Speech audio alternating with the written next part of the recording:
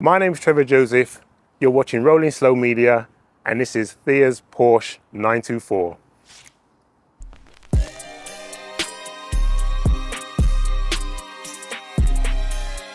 What is this?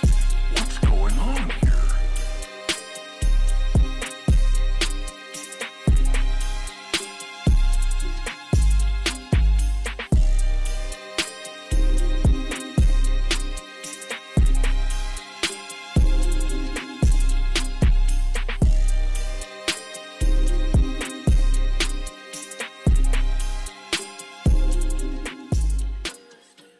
Thea, thank you so much for coming on the channel. Hi. It's a pleasure. Oh, thank you for bringing this lovely 924. Thank you. I did a little research on Yeah. this car, and these cars have an interesting history.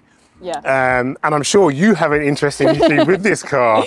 So I want to first start by just understanding your car journey, because you're not that old, right? You're quite young, so to own a Porsche. Yeah. So what was your first car? What did you start with?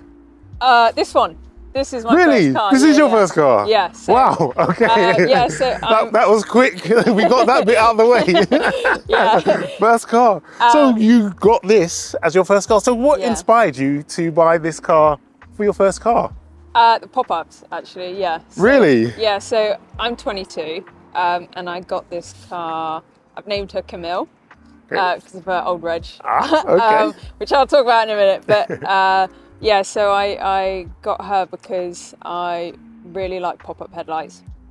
And my dad has a Jaguar Mark II from 1962. Right. So growing up, I kind of knew a little bit about classics, but didn't have that much interest in them. And because, like, I live in London, I kind of thought, well, it might be better if I had like an older car, because then if it's old enough, it might be ULEZ exempt. Yeah, yeah. Because then it has that historic sort of class on it. So I started looking, and I really like the Mazda MX-5 Mark Is. I was about to say, did you consider a Mazda? Yeah, so I looked at them first, but unfortunately they're too young. Right. So I kind of started looking with my dad for something else. And even though this is a Porsche, a lot of people think like this is going to be really expensive to run, but actually it isn't. When I sort of looked at the running costs and things like that, as long as I got one in pretty good shape from the get-go, then it would cost around the same as like a modern Fiat 500 or a Mini One. Okay. Yeah, so insurance, things like that, all pretty much the same. Yeah. Unfortunately, I don't qualify for classic car insurance yet. Right. And that's because some things like I'm under 25. I don't have like a daily. Right. This is like my only car. Yeah. And it's not garaged. So she actually lives in the garden. Really? Under a cover, yeah. So I live at home with my parents, and just to save a bit of money, again, it's, and a lot compound on site, so. How long have you owned this car then? Oh yeah. So I got this sort of, I'd say around June 2021. So I haven't had it that long, but we've done about sort of 10k miles together so far, and been absolutely brilliant. Yeah. And what sort of condition was it, like mechanically and bodywork wise? It was pretty good. I've tried to do a few things like with my dad here and there. Yeah. So initially, like when we first got it, the front valance here, like I got that resprayed because it had this kind of like anti-chip paint, which wasn't very good. You'll probably see there's a few bits of it like at the back. It's in amazing condition. How many miles have you, how many miles has it done? So it's done about 155 now, 155k, yes. It's gone around the clock. With the odometer kind of like resets at 100,000. So a lot of people will say, oh, it's really low mileage. But based on the MOT history, I know that this has gone round. So she's been really good to me. Recent addition is the wheels. So originally this had the silver tarantula wheels. Yeah. And then I found out that I think this was like a rare optional extra. Yeah. Kind of between 81 to 83, I think. Right, okay. And this is August 81. So I found these off a chap that I bought a spare assembly off. Yeah. Which was like brand new, unused from '83 or something. Like spare, it still has the like little yellow and blue lines on it and everything. And yeah, so I got those, and then went to a guy in Birmingham and got them polished, because I think this is the original black paintwork. Yeah. So I wanted to keep that as is, because it's pretty good. And then I just got the rims polished. Yeah. Nice, so nice. they're a lot nicer than they were before. Yeah. The interesting thing about these cars is it was a collaboration between who? Porsche VW. Yeah. So and yeah. Audi, right? Yeah. So Yeah. VW kind of initially commissioned Porsche to build it was like a joint project. Yeah. And VW were kind of going to supply the parts, and then Porsche were going to do the design. Right. And what ended up happening is VW kind of put the project on hold, and then eventually gave up on it. And then Porsche were like, well, actually, we kind of like this, so we're going to keep it. And yeah, that's why it's here today. So. And if it wasn't for this car, there would be no 944 and 928. So I think the 928 was designed before the 924, but it came out afterwards. Yeah. So yeah, but this was Porsche's first front engine, like water cooled kind of thing. Yeah. So it was pretty different, and hence why not many people like it, really. So it's quite unloved, but I really like it. I find it so practical. I think it's awesome. Yeah. I love how Volkswagen and Porsche have always been like sort of brother and sister company for a long time. But I love, like, for the first time I've gotten really close to this car, and I've noticed all of the Mark 1 Golf parts and stuff, and it's just wait till you see under the bonnet. A lot of people joke that this has got like the VW van engine in it. Really? Yeah. So there's a lot of similarities, but like when I ended up comparing it to the MX-5, I realised how much better this was for me. So this is like the Goldilocks year that I wanted. I was quite specific on what I was after. So I, with my dad, like, we spent a few months researching. And I wanted kind of like this Berber cloth interior, because I don't know, I have a feeling it's slightly better wearing. It's gone, the bolsters are gone. I've seen people putting that style interior in their 911s today.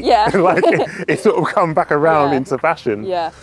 What's it like on the road, like handling and? Really nice, really nice. It handles really, really well. It's got kind of like, I don't know, it's like 49-51 weight distribution. Right. It's really, really good. And yeah, I found it slightly hard when I first started driving it, because things like the handbrake on the right, like right down there, and for me that was like totally odd. And it doesn't have power steering. Doesn't have ABS, so things like this that I guess you take for granted, like in a modern car. It's got electric windows, right? Yeah, electric windows, and so this is the Lux model. But pretty much every 924, like the 2-litre NA, that was sold in the UK were Lux models, because at the time it was only £400 more to get that model. And basically, I think the Lux stands for luxury. I'm not entirely sure. And there's a bit of a debate as to what kind of the Lux model consisted of. What you get. I think it was like the sunroof, rear wiper, headlight washers, and I think electric windows. But when I was picking this one out, I wanted colour like from the metallics range. So this is down in silver. I wanted kind of like a minimally cracked dashboard, because they can go. That's their kind of Achilles heel. And I wanted kind of a black dashboard and no spoiler. A lot of them come with spoilers. So I think I can't remember now, but it might be from 1982 or something like that. I think it became standard. So initially it was an optional extra. And so I was quite keen on getting ones like that, and just because I think the spoiler looks awesome, and it was really, I mean, it is really popular, but I quite like how it just slopes straight off the back, yeah. Do you have any plans to do any modifications to it, or you want to keep it as so it is? I have tweaked a few things, mainly kind of the interior. So I added the car phone. Yeah. And my friend Matt wired it up for me. That is so cool. So it's very Wolf of Wall Street, isn't it? Yeah. So it's, and also the radio. So it originally came with like a Boxster CD player kind of radio, and I found a Panasonic 493. So did a bit of research and wanted like a period radio, just because I thought it would look cleaner, and my aim with this car is just to get everything period correct, or keep things original. So like if, say for instance, these wheels didn't come on the car initially, but the paintwork is original on that, and you know, it's kind of what it would have had back then. Well, it's been a pleasure having this car on the channel, and I've learned so much about the 924. I was going to say 940, 924.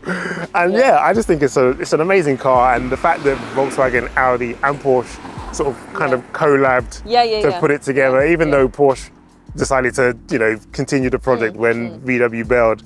I think what they ended up with is remarkable. It's such a cute, cool little car, you know? Yeah. So yeah, thank you so much for bringing it down. Thanks for having me on the channel. Yeah, no worries. Thank you. Take care. That's all we got time for, guys. Thank you so much for watching. Thank you for tuning in. I hope you enjoyed the video today. I want to send a big thanks to Thea for coming down and bringing her 924. I knew very little about the 924 until we agreed to shoot this video, and it's really surprised me the history that that car has. With the joint collaboration between Volkswagen, Porsche and Audi. But you know, we all know that those three companies are, you know, they're like brother and sister, you know, they're tight, you know, you can't, I mean, I'm surprised, I'm not surprised, you know, and it's so nice that they managed to produce such an amazing coupe, which I think if you're not really into Porsches, kind of goes under the radar. But with people like Thea sort of really holding the flag to these cars, you know, it's not always about the 911. I think the 924 is a great car and a great little project car as well. I definitely would consider that as a project car. But anyway, thank you so much for tuning in. I will catch you in the next video. Please subscribe to my channel if you haven't. It would really help, especially that I am up to around 550 subscribers. I'm trying to get to the magic 1,000. So please subscribe. I will see you in the next one. Peace.